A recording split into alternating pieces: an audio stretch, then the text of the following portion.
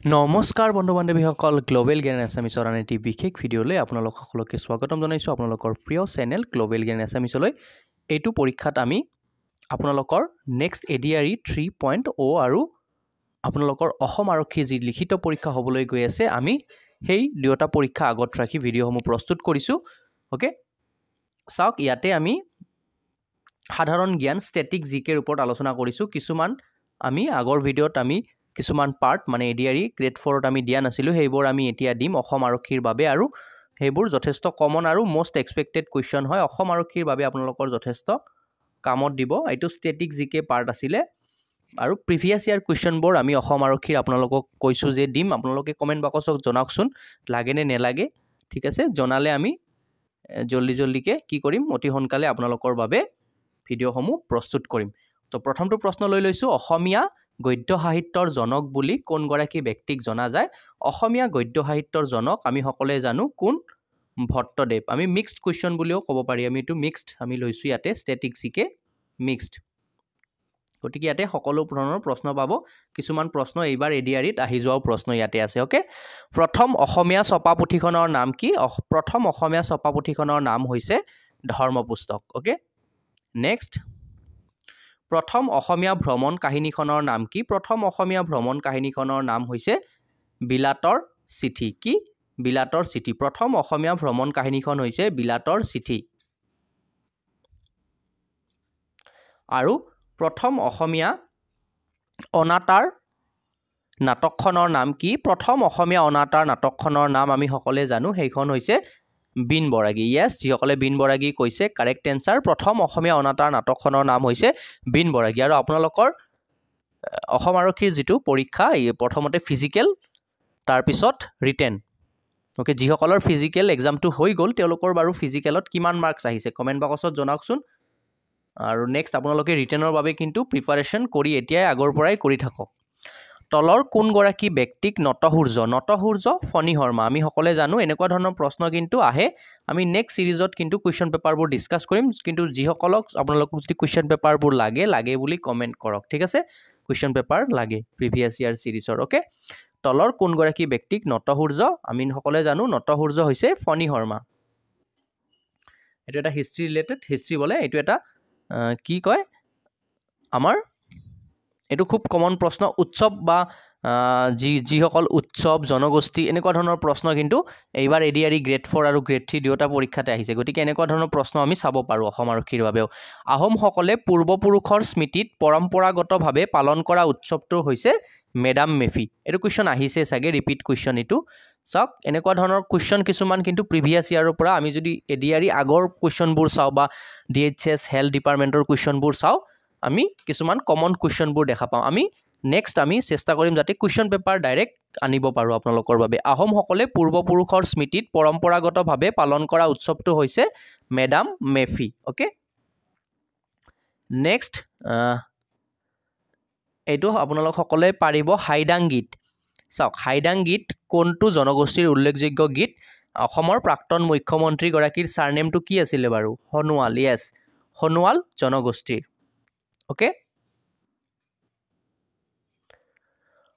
হাইদাং গীত তলৰ কোনটো জনগোষ্ঠীৰ উল্লেখযোগ্য গীত? আৰু এটা কুৱেশ্যন আমি ইয়াতে দিব পাৰোঁ। বৰ্তমান অসমৰ মুখ্যমন্ত্ৰীটো আমি জানোৱেই সকলে হিমন্ত বিশ্ব শৰ্মা, ডক্টৰ হিমন্ত বিশ্ব শৰ্মা। প্ৰাক্তন মুখ্যমন্ত্ৰী হৈছে সৰ্বানন্দ সোণোৱাল। তেখেত বৰ্তমান কেন্দ্ৰীয় মন্ত্ৰী। আমি সকলোৱে জানো তেখেত কেন্দ্ৰীয় মন্ত্ৰী, কিন্তু তেখেতৰ দপ্তৰটো বাৰু কি?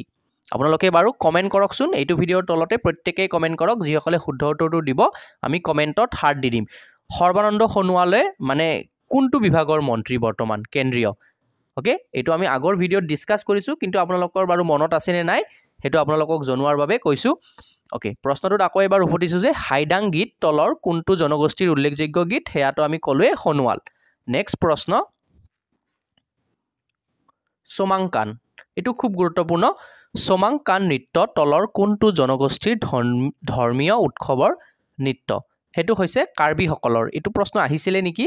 অকণমান আহা যেন লাগিছে, মনত পৰিছে কোনোবা এটা পৰীক্ষাত আহিছিলে কিন্তু।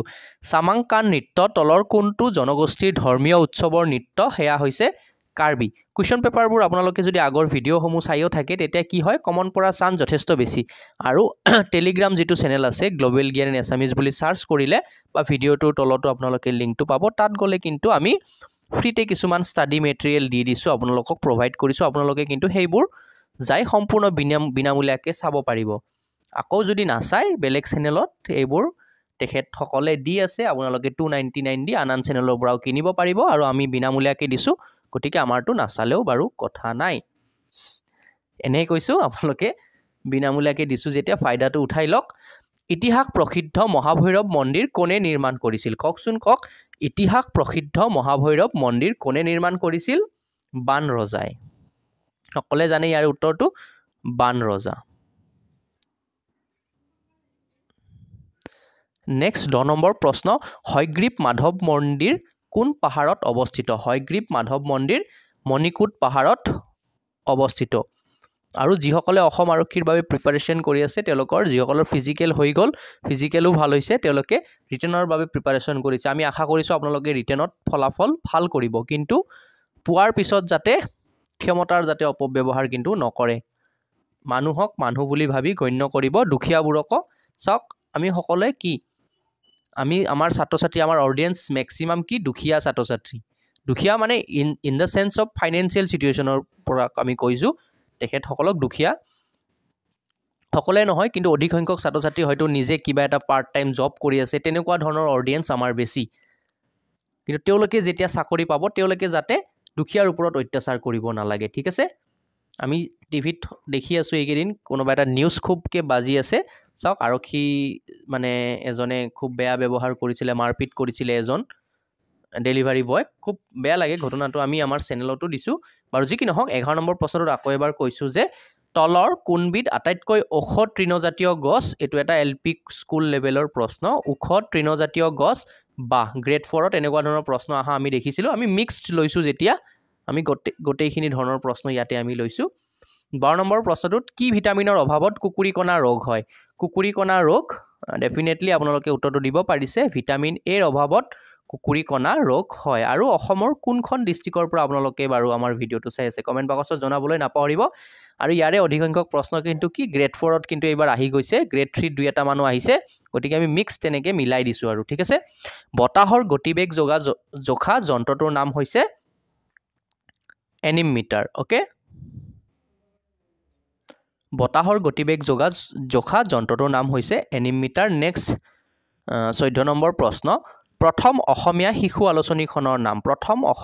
আলোচনীখনৰ নাম হৈছে লৰা বন্ধু কি সেইখন হৈছে লৰা বন্ধু ইয়েছ আৰু এইটো প্ৰশ্ন খুব মানে কমন আৰু বিভিন্ন পৰীক্ষাত সঘনে আহি থাকে এইটো প্ৰশ্ন মোষ্ট কমন প্ৰশ্নত লিষ্টত ৰাখিব পাৰি বিশ্বৰ আটাইতকৈ বহল নদীখনৰ নাম কি ইয়াতে বহল বুলি সুধিছে বহল শব্দটোৰ উল্লেখ কৰিছে গতিকে উত্তৰটো আপোনালোকে দিয়কচোন ইয়েছ যিসকলে দিছে নীল নহয় কওকচোন কওক আকৌ এবাৰ এটা চান্স দিছোঁ কওক বিশ্বৰ আটাইতকৈ বহল নদীখন কি ইয়েছ আমাজন